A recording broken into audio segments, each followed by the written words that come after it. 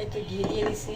এখন আজকে বানাবো শাহি কোরমা, শাহি ডিমের কোরমা। এই তো ডিমটা আমি একটু লবণ দিয়ে মেখে নিছি, এখন ভাজবো ঘির সঙ্গে।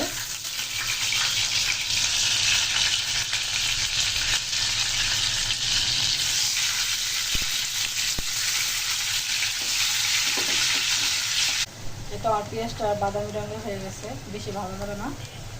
এখন দিয়ে দেবো পেঁয়াজ বাটা, পেঁয়াজ কাঠবাদাম বাটা একসঙ্গে বেটে নিছি।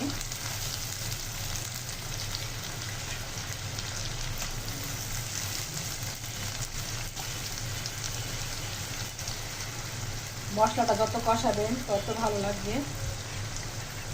এখন এদের স্বাদ মতো লবণ,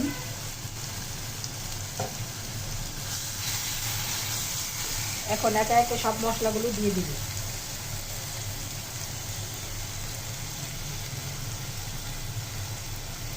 আমি সামান্য একটু মরিচের গুঁড়ো দিছি কালারের জন্য।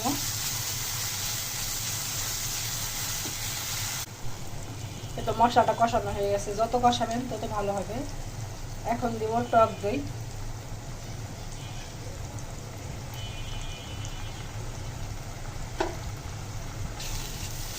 টক দই দিয়ে আমি আরেকটু কষাবো।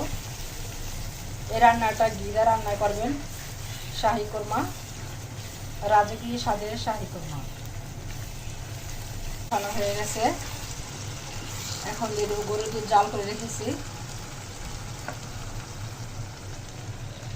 ডিমের কোরমা তো সবাই বানাতে পারে, এইভাবে একটু বানিয়ে খাই দেখবেন কেমন লাগে। ভালো লাগলে কমেন্টে বলবেন।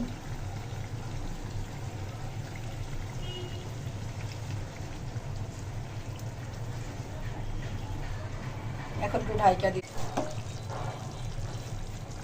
এখন দিয়ে দেবো কাঁচামরিচ, খালি করে দিয়েছি, সবুজ লাল, দেখতে সুন্দর লাগবে। পরে মরিচটা দিলে ফ্লেভারটা ভালো হবে। এখন দিয়ে দেবো চিনি,